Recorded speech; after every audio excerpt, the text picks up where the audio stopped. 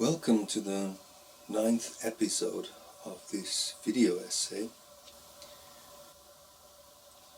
In this episode we are going to take a deeper look into how the party I have envisioned could self-organize as a social entity. In order for the idea of this party to function, it is essential to go through these requirements needed, because surely the party structure cannot be like it is in any normal present-day party if the single policy statements are solely based on scientific research. Let's first tackle the most essential question: who can initiate policy statements in the party platform? Only scientists. The answer is simple: only scientists. This is the answer that is absolutely essential to get this right, in order for this party to work as a unique political entity.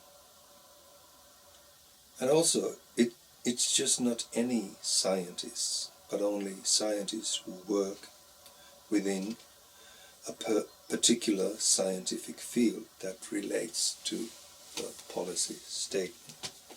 This right to initiate singular policy statements does not belong to party leader, members of the party. It doesn't belong to voters, and it certainly does not belong to lobbyists, think tanks, journalists, marketing agencies, or politicians. When it comes to these actors, or any other actors for that matter, they can express opinions, leave their statements, make suggestions about further scientific studies, but that is all. The only people who are allowed to suggest policy statements are scientists who work within the field of sciences that are somehow connected to the topic of potential policy statement.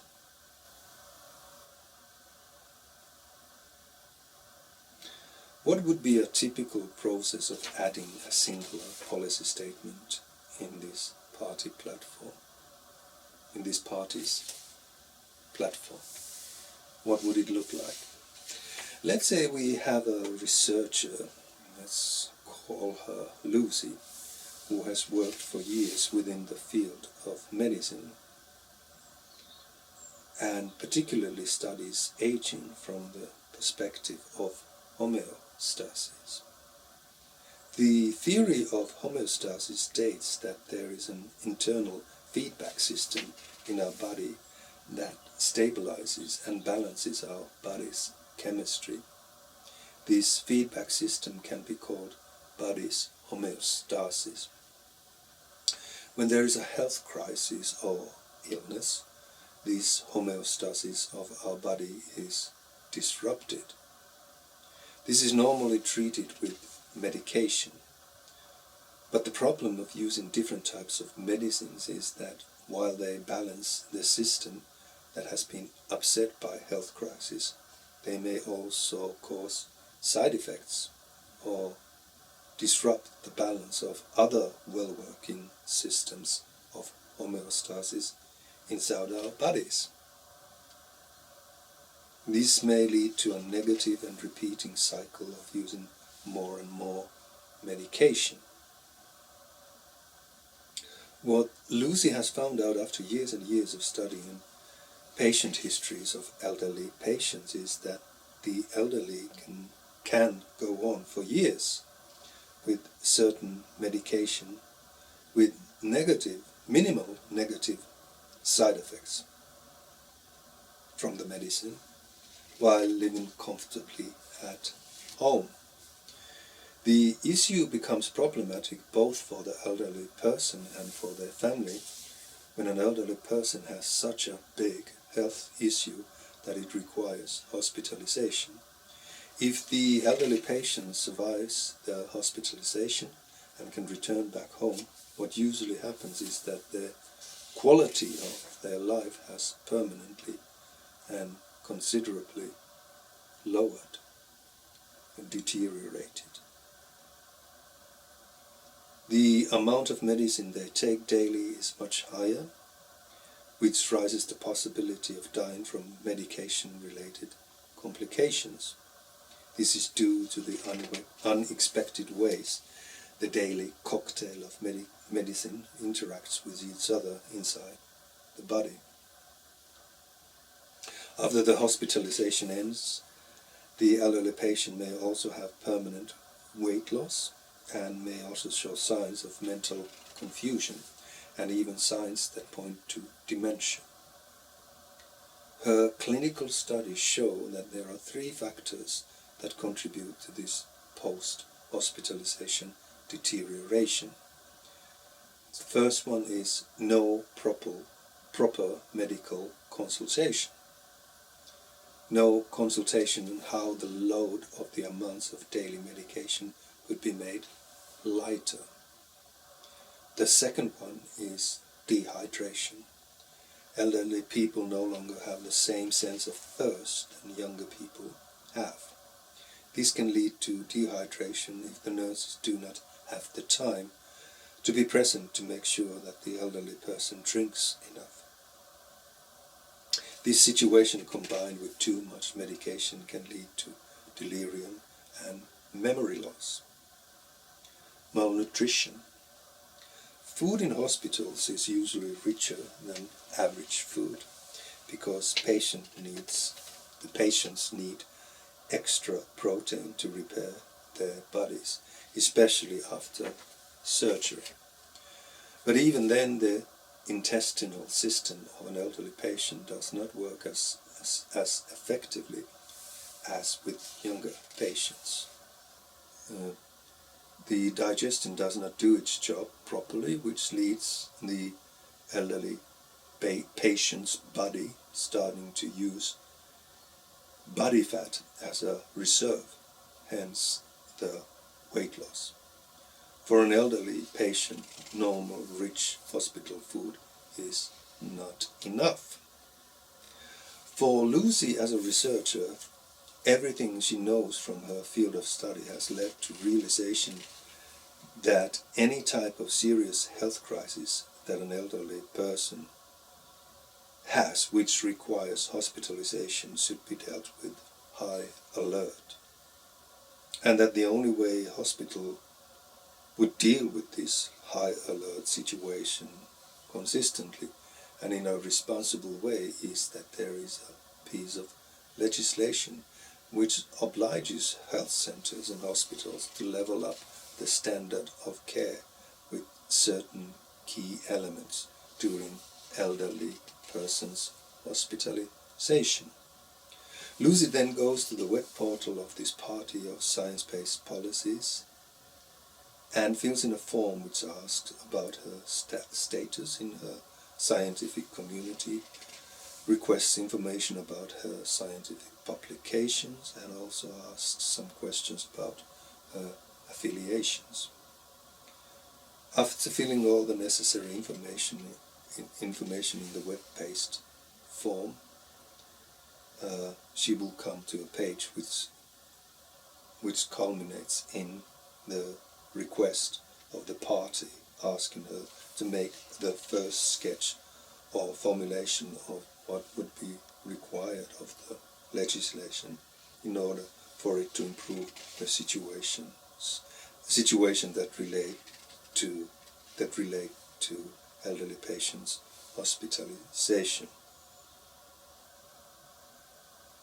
After receiving her application, a board of legislative process experts then goes through the initial sketch and formulates it more precisely. The process of back and forth may vary in length and requires revisions and feedback from the original initiator. Once the suggestion for future legislation is finalized, the suggestion is submitted to peer evaluation from other members of the global geriatric and gerontology researchers community. This is to find out whether there are other voices in this particular scientific community who find these conclusions misplaced or even wrong. But it also could be that they find that this is a very good suggestion. Community members can cast their vote and submit their statements based on scientific achievements of Lucy's scientific work, either in support or against her suggestion for legislation. The goal of this stage is to find out whether there is enough support from the whole of the scientific community for suggesting this legislation, whether it's enough to have at least half of the members of the science community to back this legislation, or does it require 2/3, is something that depends on how central or critical the proposed piece of legislation is. The focus should be in trying to find a place or point in which the whole of the scientific community is in agreement with or has consensus about. Because most scientific communities are way smaller than the OK benchmark score of 5,000 participants in an opinion poll. If the scientific community of geriatrics and gerontology researchers majority supports this suggestion of piece of legislation, the process then moves to the next stage, which is to consult party members who have a pulse on the opinions of party members and the voters. Experts on ethical considerations who can express their opinions, especially on how or in what spirit the final suggestion for a piece of legislation is written. And another group of people that I think is worthwhile also having around are experts on legislation, because they can ask questions like, how clearly are the sanctions expressed? And who monitors that the law is followed accordingly? Right before the suggestion ends up as a policy point in party platform, Lucy also has a chance of feedback as the initiator. The process I have described above by using a single case example is the core process of this party platform. And the unique fact that only scientific communities have right to initiate things determines what propositions are funneled through this process. And this basic principle determines every aspect of uniqueness of this new kind of party. For instance, if this party has a global web portal, or all the apps or web-based forms that directly relate to these core processes, the back and forth that relates to the process of building a suggestion for legislation should have only intranet access and protected by separate servers and or backup servers and firewalls, all that relates to these core processes. Other secondary processes of this party, like the party discussion forum, party web portal, access to archives, etc. These should have somewhat separate access when it comes to server configurations, cloud services, applications, etc. Before I close this episode, let's revisit a theme I touched upon in the previous episode.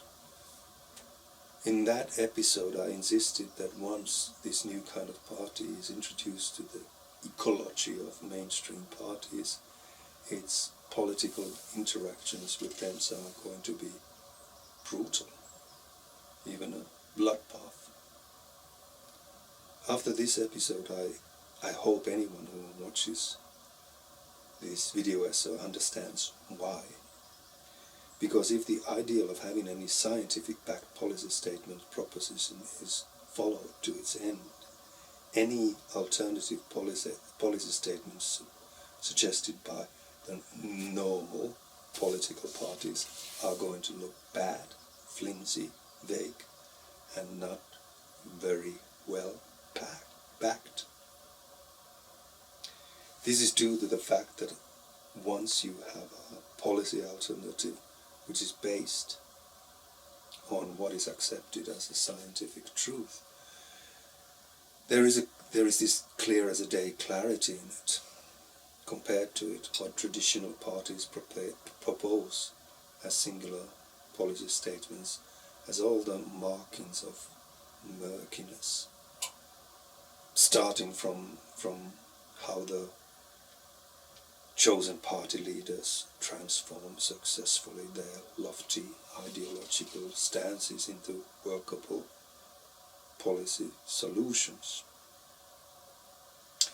And in their case, what is even worse is that because they utilize inputs from lobbyists, think tanks, and special interest groups, even a well-thought and well-intended initiatives can be watered down to legislations that do not do poorly what they are supposed to do. So when it comes to the interactions of the party leaders of this new party and these party leaders, there will be constant ripping apart of scientifically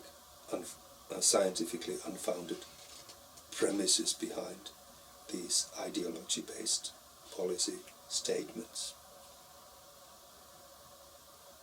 There will be constant pointing out that the political elite of these parties are bedfellows with special interest groups, which ends up creating policies that do not work for the voters. So the introduction of this party to the ecology of present-day parties does not fare well for them. There is also another aspect of this that I would like to mention here, and that relates to how we perceive party leaders, how we traditionally have expected them to be, especially when they are in power. There is this, I guess, cultural expectation of party leaders when they come to have a majority and cabinet and power. And for me, this expectation is questionable and problematic. There's a reason why they say politics attracts narcissists, because this personality disorder usually comes with a trait of self-aggrandizement. How does this show in how people expect a party leader to be? There is this air of megalomania, I would say. The belief that only they can hold all the threats, only they can push forward their agenda, the party's agenda, only they can have the full understanding of the grand vision. In contrast to this new party builds new qualifications for how a true party leader should be. These new qualifications for a party leader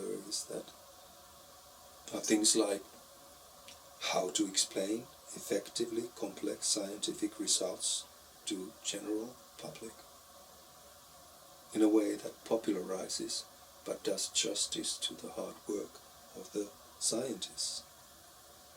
How to have a razor-sharp mind capable of unveiling convincingly logical fallacies and inconsistencies in the political opponents' propositions, show how unfounded some of their claims are.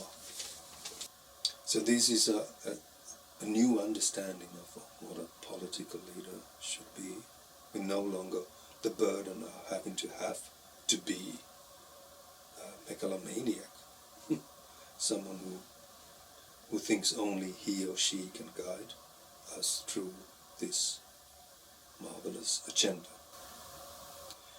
That is all for today. In the next episode I will change my approach to more general considerations, this in anticipation to the concluding remarks of the final episode. We're starting to lift our gaze to more general approach in these last episodes. As always,